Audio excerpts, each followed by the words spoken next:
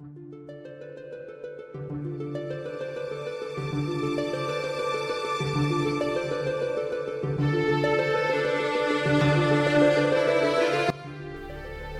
to Final Fantasy Weekly.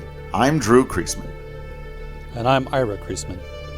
And on this episode, we continue our conversation on Final Fantasy Tactics. When last we left our heroes, Ramza and company had slain the Marquis Elmdor, or rather the Lucavi Zalera the Death Seraph. Because we're doing that now. We're straight on confronting the secret hidden cult, the Knights Templar of the Church of Glabados, who have their own secret agenda beyond the secret agenda of the actual church led by High Confessor Marcel. So it's all getting very, very complicated. And inside of this, we were reunited with the daughter of one of the other members of the Knights Templar, who we are now going through and sort of killing one at a time here as they turn themselves into super creepy demonic monsters with the stones that they have. Meliadul, the daughter of Fulmarv, who seems to be in charge of this entire creepy adventure, witnessed and actually took part in the battle with Elmdor, recognizing that this is in fact what the stones and therefore her father are up to, and we pick up with her and Ramza sort of still in Limberry Castle, having a conversation about what to do next. After once again confirming that the stones do what they do, Meliadul then asks the important question of, okay, what do they want? What are the Knights Templar after? And Ramza, and this is an important point, I think, for everything that he does know, still has to say, I cannot see their ends. He doesn't know yet what they're after. He knows what the High Confessor wants, which is essentially to appoint himself king. That's what most of the schemers in the story have wanted. But what does the cult want? We don't really know. He says, if we're to judge from Riovanes, where there was a slaughter, right, they possess enough power already to drive an army to its knees, yet still they do not use it, he says, or even flaunt it openly. There must be a reason, and that reason is our answer. And Meliadul remarks that the Lucavi cannot be felled by men, or at least every tale and legend paints them the same.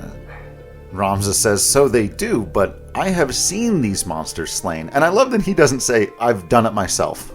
He gets real, really noble, or really humble here in this moment. He says, I've killed a couple of them, actually. And then they basically agree that, we better hope that they're not the undyings from the stories, but rather things we can kill, because we're probably going to have to kill a few more of these things.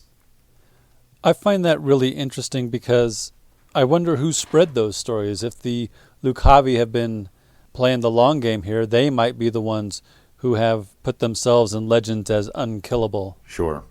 And so Meliadul decides to trust the aura sight that she has to Ramza, but asks for a favor in return, that she be allowed to go on the rest of the journey with this ever-growing cast of heroes who are trying to prevent something, though we don't know entirely what yet. And then she tells Ramza that her father has gifted a stone to Lord Dicedarg, and that really surprises Ramza. He's like, wait, why would he give a stone to my brother? Another question we don't have the answer to yet, but it's... Well, we do a little bit in that the stone chooses the vessel. Right. That's another thing. I guess we know, and that's going to happen a lot at the end of this story, where we as the audience have a lot of information that the characters don't, and so, it might be like, oh, why didn't they do X, Y, or Z? But we got to remember, there's still so much that they don't know. So they decide to return to Egros. And then we get this scene, this really fascinating scene back at Zeltenia Castle, where Oran, who you'll remember had escaped from the big battle before and ran off as Delita had murdered Duke Goltana and technically let Orlando go, though Oran doesn't know all of that. He does know about Delita killing Duke Goltana, though, and so he's come to warn Lady Ovelia. Yeah, remember it was his adopted father Sid, who said, look, you got to protect the princess. She needs somebody on her side there. And so he like bursts into the courtyard, bleeding all over himself, like worried about her. And she's like, worried about me? What about you? Bleeding all over yourself, man. And she starts to try to take care of him, but he says, I beg you, hear my words. The man who murdered Duke Goltana was not my father, Count Orlando. My father was framed for treason. He escaped from Fort Beslat with Ramza Beowulf. He fights now to frustrate the High Confessor's plot. And Aurelia immediately goes, yeah, I did not think the Count a man who had plotted rebellion. Of course not, right? Like, the last person who was going to do that was Orlando. But as Aurelia is asking for clarification about who, this whole time we've also got like knights trying to break down the door because there's an intruder, right? And so they're, kind of interrupting, and eventually they burst in, and Delita walks in. And now, he's always had that really nice gold armor, or at least since he's joined up with the church initially. But now he's got this brilliant robe, and it's like the white mage robes from Final Fantasy 1 or 9, if you prefer. It's kind of got a big collar, a big mantle, if you will. He's looking very, very noble for a man who hates the nobles. Yeah. And Delita orders the knights to leave, and one of the knights calls him my lord, which, again, remember where Delita came from. He was just the nobody from nobody who was, in the filth, in the gutter, whose sister was tossed aside because she was in the way. And now this guy bows and says, my lord. And Delita says, stand up, turn, and walk out the door behind you. And the knights are like, well, but Lord Commander. And Delita says, it was not a request. And it's like, man, now that he's got some power, he doesn't mind throwing it around, does he? No. And remember, he's in Lord Sid's position now, right? Goltana gave him Orlando's position, so he's got power, and the Duke is gone. The Duke is dead, so he's basically in charge. Who outranks him here? Yeah. Other than King Toddler. Right. And, Delita, so Aurelia immediately begins to beg Delita not to hurt Oran, and Delita just says, this is a foolish thing you've done, Oran. And Oran says, traitor, you have no right to speak to me. Yeah, because Oran's still, Goltana was his lord too. Yeah. Even though we remember the conversation where Oran was begging his father, Sid, to go to Goltana and stop the war, and he thought Goltana was being foolish and said as much, which was treasonous, and Sid kind of verbally slapped him down for that, So now, Ira, I want to get your ethical take on this. Delita says, you act as though you did not wish for what I did, Oran. Look around you. Do you see any earnest tears? You were not alone in praying for his fall. I even made your father out for dead. You should thank me. No one pursues a man known slain. Mm-hmm. So it was Goltana who branded Sidolphus Orlando a traitor. It was Goltana who refused to end an endless and needless war. Even when the plains were flooded, he was going to order his troops into the muck. Right? No love lost for Goltana. No. Why should I feel bad? Why should I disagree with Delita here? Why should I have a problem with Delita stabbing him in his gut and taking over? Sure. Well, I think the problem comes not from Delita's actions, but from a world that requires them. Right, yes. In a perfect world, we would see this corruption. We would remove this person from power. He would be made to stand trial and somehow answer for his actions. But that's not the kind of world this is. And I'm not sure that Delita trying to arrest Goltana would make any sort of significant change. Right. So I don't disagree with Delita, except that we know I mean, we've seen his growth in power and how he now wields his power. So I don't think his reasoning is, you can find fault with the reasoning, right? Goltana was a bad person. He was doing bad things. He'd been doing bad things for a long time. Now he's out of the picture. And he's not wrong in that he basically, Delita basically saved Sidolphus Orlando's life. Right. By exaggerating his death. So, is it ethical? No. But by what standards, Right. And given the situation they're in, I don't think it's unethical either. Totally, right? Totally. So, yeah. I also agree with Delita here. If Delita's designs were pure, then I would be much more likely to say, yeah, it's like Luke going after the Emperor, right? Why shouldn't the leading spiritual monk of the rebellion assassinate Emperor Sheev Palpatine?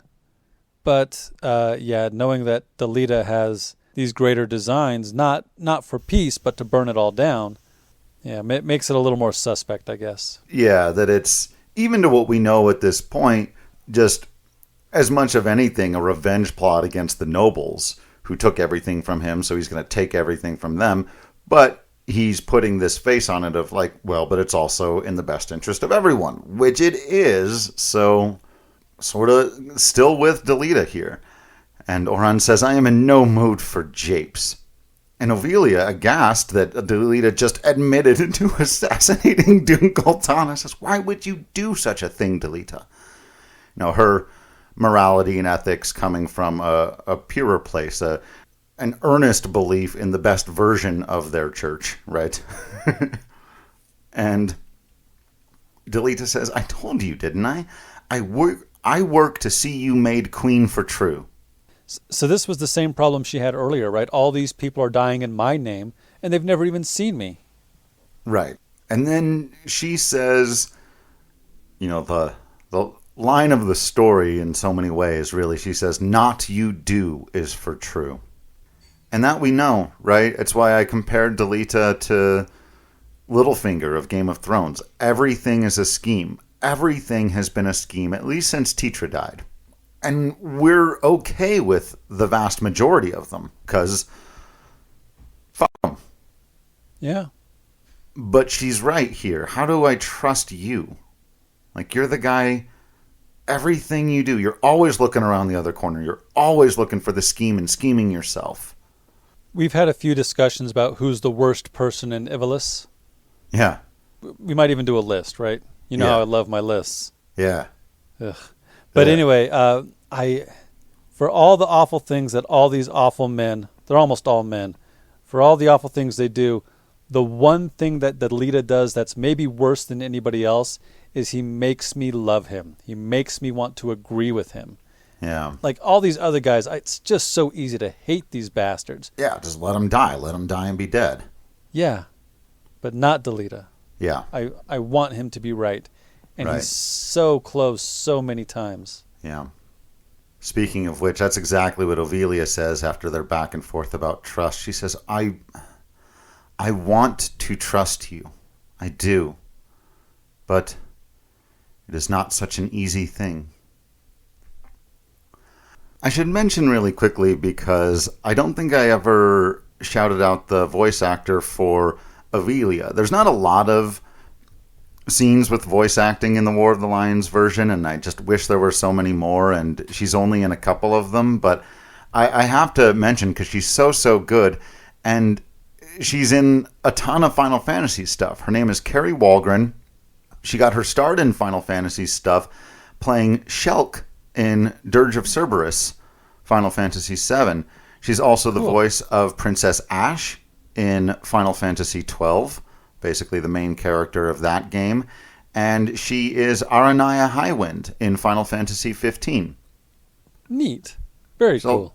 Yeah. Also additional voices in Final Fantasy 13 and 13-2 and in Final Fantasy 7 Remake. So kind of a veteran Final Fantasy voice actor, but that she's Three pretty extraordinary badass women of Final Fantasy. Well, four. I'm not going to leave out Shulk. I love Shulk. She's great. But Ovelia, Princess Ash, and Aranai Highwind is a pretty incredible trio of characters to voice. And very different roles. Absolutely. That's great. So then Delita tells Ovelia to return to her chambers so that he can have words with Auron. He sent her to her room? Come on, he man. did. Still treating her like a prisoner, which has been kind of an unspoken truth about all of this, because why isn't she in charge now, actually? Well, because she's been this sort of puppet Manchurian queen the whole time, right? But she begs Delita not to hurt Auron, and he says, I'm not going to, you have my word. More of that promising and trusting from the schemer of schemers. And then Auron starts getting really honorable, and he says, I did what needed to be done. I only needed to clear my father's name. Go on. I ask that you make it clean and quick. And Delita goes, stop it, dude. I'm not going to kill you. It'd be a total waste. Auron says, What do you mean? What do you need from me? And Delita says, your loyal service. And Auron says, again, you jape. I would die before I bent my knee in your service. And those appear to be his two options here, so bold to say. Yeah. But I love what Delita says, ever the pragmatist. And again, it reminds me of the logical, because people say things like that and they get really poetic, and then Delita says, no, you would not. No, you're not going to die here and now because of this. Because I'm going to bring down the northern sky. And when that sky falls, the land of Ivalice will again be made level. Then I build a new kingdom for Ovelia.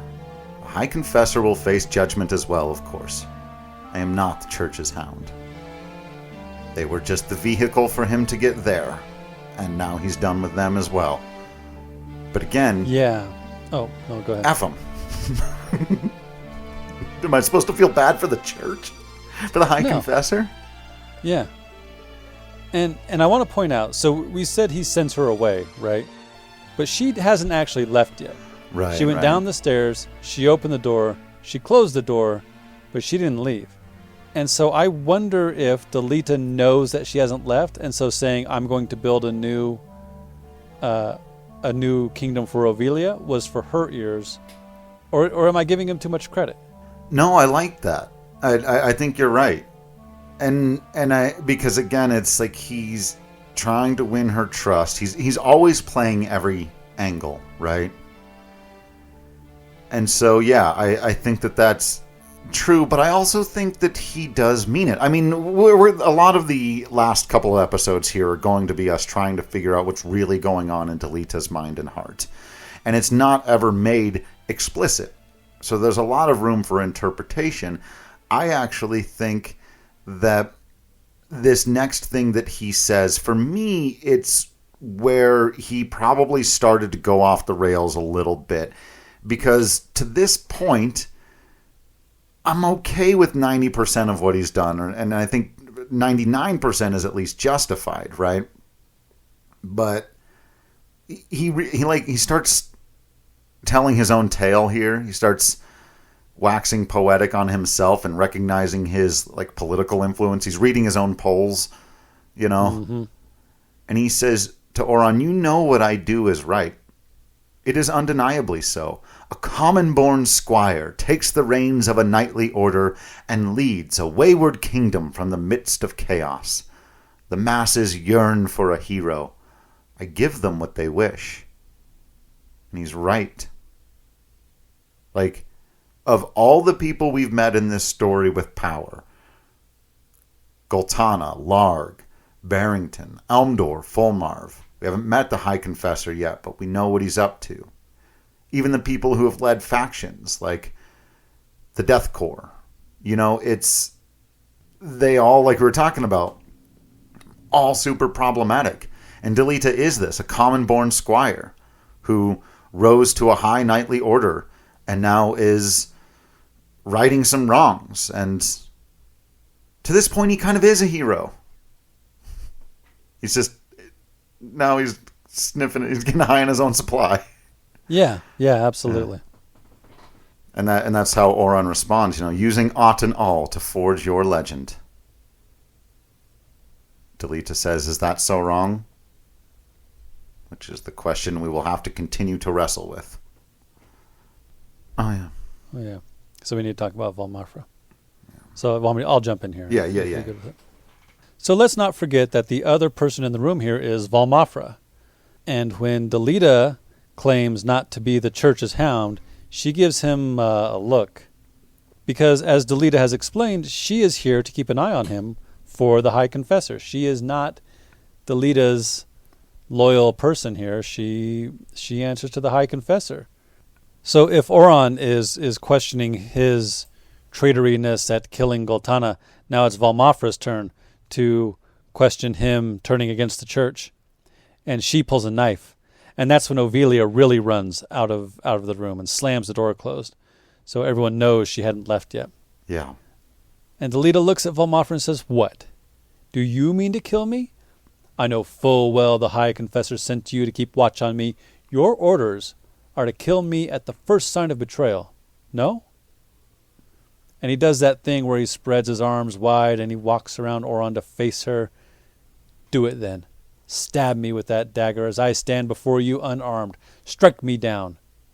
And again, how much of this is planned and how much of it is just he's really good at taking advantage of the opportunity? Yeah. Because she hesitates. I think she's grown to like him, to see the wisdom in his argument. Like you asked the question about ethics earlier. Does she also see it as, well, yeah, it's probably better with Goltana's gone? And she does not strike. And he says, if you will not, then do not blame me for this. And the camera pans up and he charges Valmafra and she screams. And then the scene cuts. Yeah, and it leaves it there. And I think we're led to believe that he just murdered Valmafra, though, because we don't see it. Of course, there's ambiguity. And then we scene transition to a cemetery. Always a good mood setter. And, man, I love these little scenes. I love the weird role that moss fungus just plays at the end of this, if we didn't make that clear last time. But here we have the next part of the detective story, right? That Zalbag is putting together the clues as he had overheard Loffrey telling Dice Darg about moss fungus and how certain flowers will bloom from the grave if you'd been poisoned, and so he goes to check it out. He brings a chemist with him. Right. You got to bring the herbalist, right? The chemist, the person who knows his Samwise Gamgee, like someone who knows what the plants do. Right. So, essentially this scene is, there's a little bit of back and forth between them, and there's a great writing as always, but essentially Zalbag learns what we all knew, and the herbalist confirms that yes, the flowers are there. It's almost certain that your father was indeed poisoned, and Zalbag goes, yeah, it's what I thought. So there's a clever bit of writing where the herbalist wants to get out of there because it's bad luck to find the moss fungus growing on a family, on a family plot. He says, the house falls as the cap rises, or so they say. So the mushrooms or the flowers or whatever grow as the family house will fall. And then Zalbag pays him and says, your fee as promised. The rest should help you forget what you've seen. And the herbalist says, forget what? So that thing. Yeah, he knows when to not know a thing. That's nice. And foreshadowing and poetic because, by the end of the story, House Beowulf, There's a brief scene where Ramza is waylaid again on the road, this time by a new character, Cletine? Yeah. So essentially another Templar who's not going to get a lot to do. The big point here is that he knew Meliadul because they were both in the Templar, right? And he calls her a traitor, and she says, no, you're a traitor, and your sins will be atoned for. There shall be no mercy, not even for you. And he admits to being part of manipulating her and Islud, and she's like, oh yeah? Well, I got a sword here with your name on it, buddy. Yeah. So it's a brief scene. It's nice to see. One of my big complaints, actually, about Final Fantasy Tactics, or one of my few complaints, I should say, is that a lot of the side characters get introduced with these cool stories, and then their story wraps up, and they don't get anything else to do.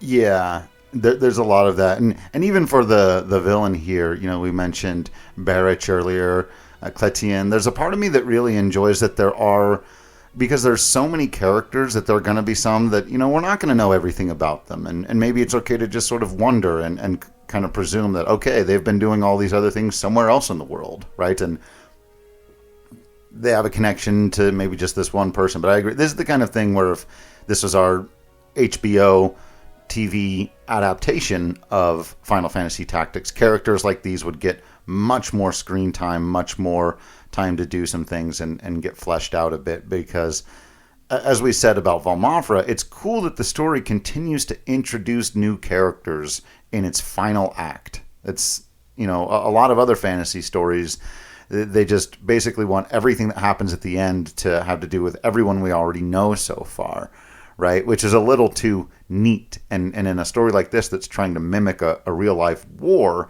there would be players who would randomly come in at the end and not really have been a big deal, but then were for just a minute, So I agree that from a certain perspective, it's frustrating we don't get more time with them. On the other hand, I think it helps deepen the grounded realism of it. The story with the demon zombie monsters. Right, the very grounded demon zombie story. Right. And so this scene essentially serves to give Meliadul like one of her last big story beats, and she really is coming around to understand that the Template are the bad guys, or at least are very corrupted. Yes, indeed. So Ramza returns home, and he gets to Igros, and there are no guards, which he remarks is passing strange. And then he sees Zalbog's mount. I like that he recognized it. Again, in our version, that's a little more Lord of the Ringsy. All of the chocobos would have names, and right. He would say it's... So, in the go-to move, the storytelling technique that I absolutely love that this game employs over and over again, we pick up before Ramza arrives, and we see what's going on just before he gets there. And Zalbog is apparently confronting Dystark. That's the other one you have to pair it with, is coming in the middle of a conversation. Right? So we come in the middle of a conversation, and Dystark is saying, "Have you taken leave of your senses, Zalbog? This is madness." Zalbog says, "After what you've done, you think yourself fit to lead our house?" So apparently there was no subtlety about it. Zalbog has no Delita in him whatsoever. No scheming, no beating around the bush. He went straight to his brother and said, "You killed my father. Prepare to die." Yeah. Yeah. Immediate action. No Hamleting here. And Dystark is trying to play it off and act like this is all about Larg. Right. Yeah, he's still playing games, even with his brother. And he doesn't even say, "Oh, you mean that time when I..." Like you said, he plays it off. Right. That business with the Duke. Like it's not that big a deal. The business. That business with the Duke. You know how we did that one business? Troubling time. Goodness. And Zalbog says, "Of course, I don't even care about..." He doesn't quite say. He says, "Our liege lord's murder bothers me not half so much as our father's. How could you dirty your hands with his blood? What manner of son are you?" And Dystark has the audacity to say, "I am my father's son. I know not of his murder." Good Lord. You. So even caught out in a lie, he plays the game. Yeah. Like the whole time. Mm-hmm. Like not until he absolutely has to no longer pretend will he admit to a lie. And then as Zalbog just begins, screaming, "Why do you do it? Why?" at him, some knights barge in, and Dystark says, "Zalbog is taken with some madness." Ooh. What a snake. Very close to a malady. Yeah, isn't it? Oh, man. Seize him, And so the guards go to arrest Zalbog when Ramza Baelv enters the room and says, "Stand your ground, Zalbog." This is amazing. Yeah. So again, I don't like Zalbag. No. There's almost nothing he could do to redeem himself. But the fact that Ramza comes in and says, stand your ground, like, you're right. I know you're right. We're not going to let these guys lie and say that you don't know what you know. We're all on the same page here. Yeah, again, it's sort of like what Zalbag says here is true, and I'm going to read it and agree with everything that he says and point out an important omission at the end. Yeah. Because he says, Ramza, it is all as you've said. Dystarg enkindled this war and slew the Duke, all to feed his own ambitions. He has sullied our name, brought scorn upon our house. He must be made to pay.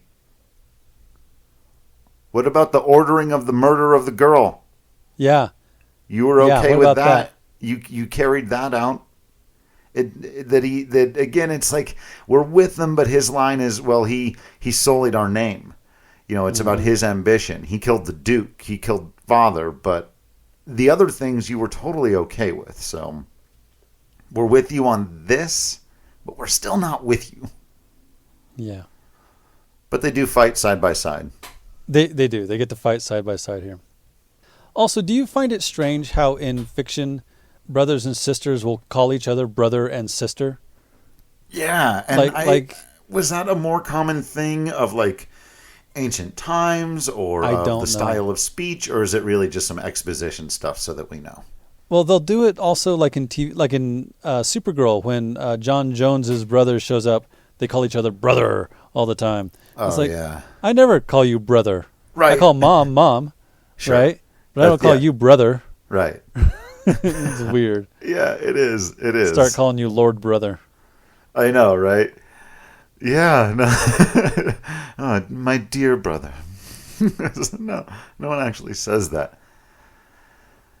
And then Dystarg does his best, I guess, as they're fighting here, and he's going to plead his case. Now he says, you fools! Why will you not follow where I lead? Why do you turn against me? The powerful must rule the weak. It is our duty. The crown once held such power, but no more. See how fate has brought it low? Why should we not rule in its stead? We must wield our power and seize the reins of Ivalice. Why will you not see this? Yeah, to him it's just obvious that he should be in charge. Why can't anybody else see it? We talked about this with Goltana earlier, right? Yeah.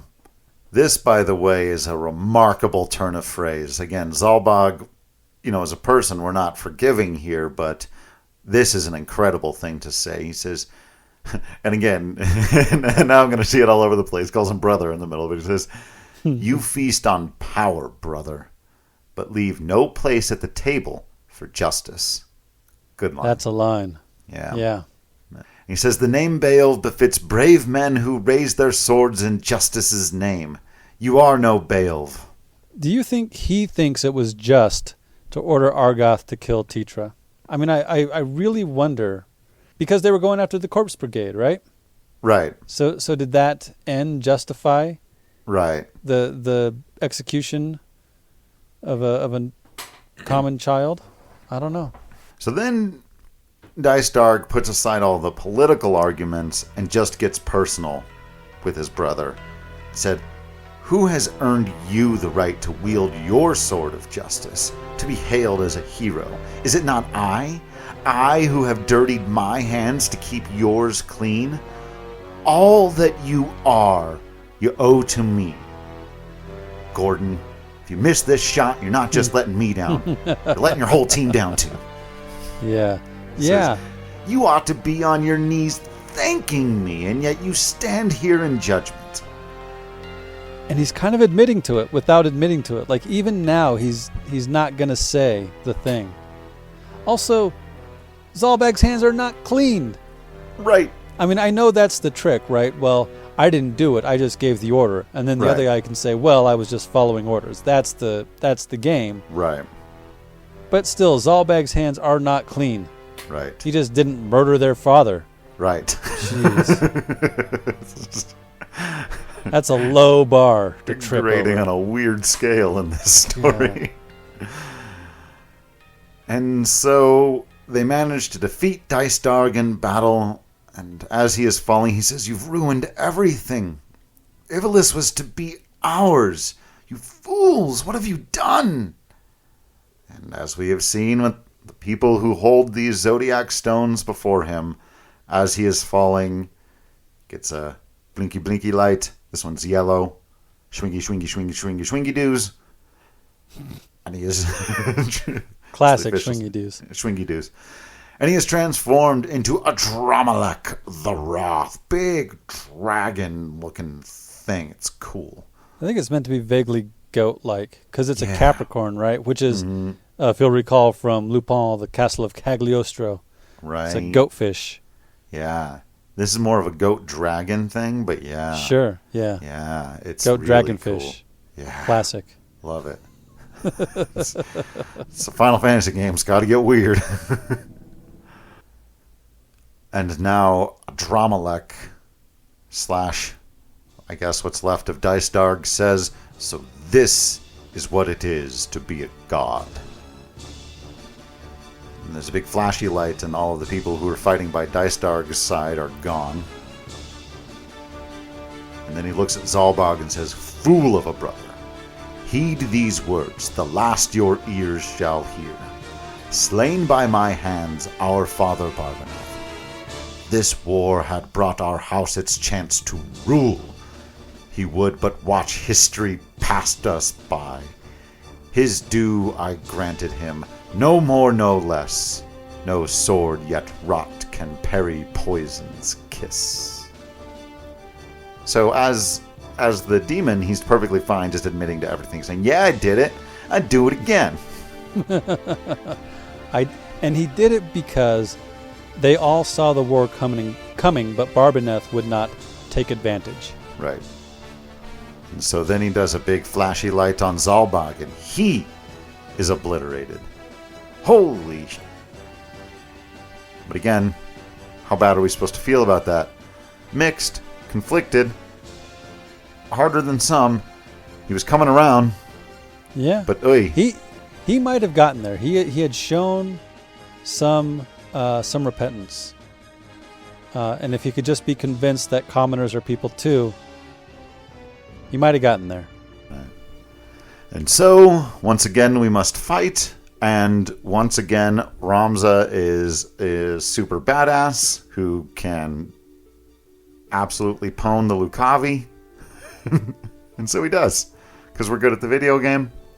And as always, they have to say some really dramatic shit as they die. A Dromalek comes up with, "Too soon this mortal coil did I assume. Angel of blood, high seraph, come too late." Angel of blood? Hope we don't have to deal with that later. And then he disintegrates, leaving, as always, the stone behind. Ramza's got a lot of stones now. Yeah. And as we know, if like the stones turn bad men into Lucavi when they are about to die, or when they choose to give themselves over because of the intense negative emotions. But with intense positive emotions, you could resurrect a beloved brother, for example. So it's not as scary, Ramza having all these stones, as it is these other awful, power-hungry people having them. Right. And now, standing there, having presumably just witnessed both of his elder brothers die, Ramza says, "House Beowulf is no more." Remember, we were talking earlier about the moss fungus growing as the house crumbles. He says, "But what does it matter? We are the sum of our deeds, not our names." And then he says, "Alma, I will find you." So we transition now to the seat of church power. We are in the High Confessor's domain. And this is the first time we actually see the High Confessor. And like you said, this story is not afraid to introduce characters near the end. And then rather unceremoniously introduce them, as Right. we're about to explain. So we're in the High Confessor's throne room, I suppose. Sure. And he's already been stabbed. Yeah, like we're introduced to this guy again. We've heard a lot about him, but the first time we see him, he's in the process of getting murdered. And Really. Lofri is here, and Fulmarv is here, and that new guy, Cletian is here. Yeah. So it's a trio of Templar who, as we now know, are not actually under the control of the church, but under the control of the Lucavi. And Marcel's first line in this drama is, "I did not think you capable of such treachery." I'm like, really, dude? He hasn't been playing the rest of the game. Honestly. And from the guy who has been manipulating the Northern Sky and the Southern Sky, Right. and then like through them, the Bart Trading Company and the Grand Duke Barrington and the Corpse Brigade, like, and everything else. You did not. Again, it's these rich, powerful dudes, assuming they're the smartest ones in the room. Right. They're the most clever. They are the most treacherous, and that nobody else could ever get the drop on them or turn their swords against them. Like, Right. nah, man, you are no more bulletproof than anybody else in this room, and you thinking you're the most clever is the quickest way to die. Yep. And so there's a little bit of interesting back and forth here where Fulmarv basically explains that they would have been more than happy to include the High Confessor in their plans, but he was just dragging his feet. He wasn't going fast enough. He wasn't willing to go far enough. He was not helping them in gathering the Orosite. And so how remarkable is this, Ira, that he's essentially the Pope of this world, is High Confessor Marcel, right? Yeah. And he's essentially killed for the exact same reason that Common Girl Tetra Hyrule was. He was just in the way. Yeah. And after a fashion, I think, like you just pointed out, if he had not been dragging his feet, if he had been more ruthless, probably one of the stones would have chosen him. Right. Good point. But then Fulmarv says, you know, your wound is deep, but not mortal.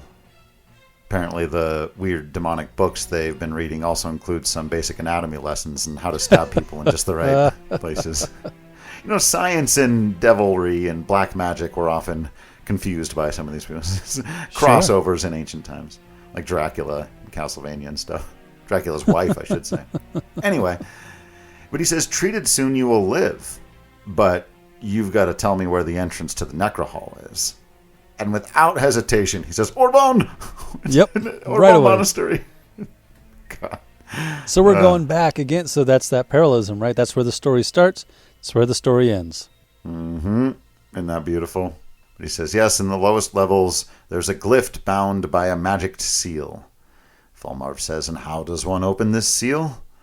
Marcel says, I know not. The scriptures may hold some clue. I cannot say. Wait. The scriptures of Germanique? Who has those? Hang on. Who's got those? Hang on. Fulmarv says, at every turn, the boy. Just with absolute disdain. Calling Ramza Baal, who's thwarted, 4 or 5 Lucavi by now, and helped basically stop a war, and the boy.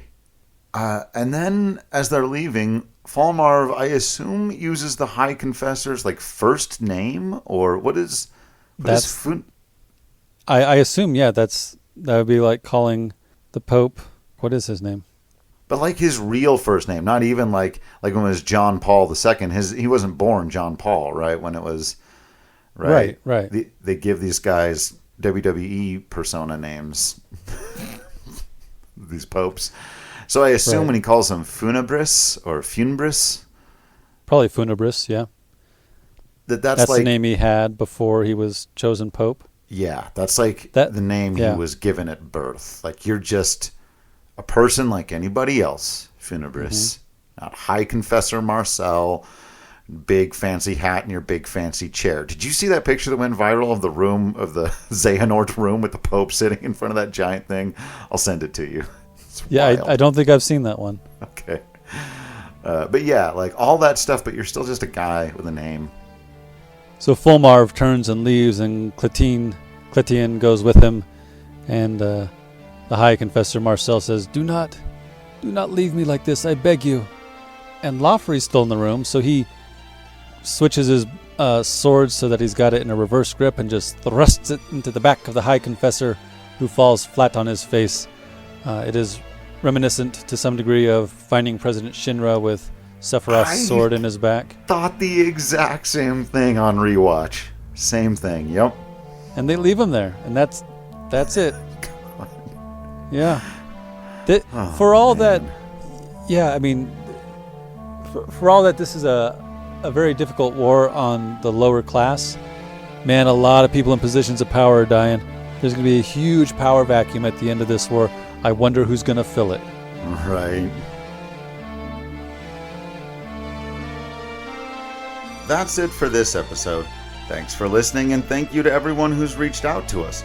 Feel free to let us know what we missed or got wrong or should have mentioned by hitting us up on Twitter or here on the Patreon or in Discord. And be sure to join us next time as we maybe conclude the story of Final Fantasy Tactics.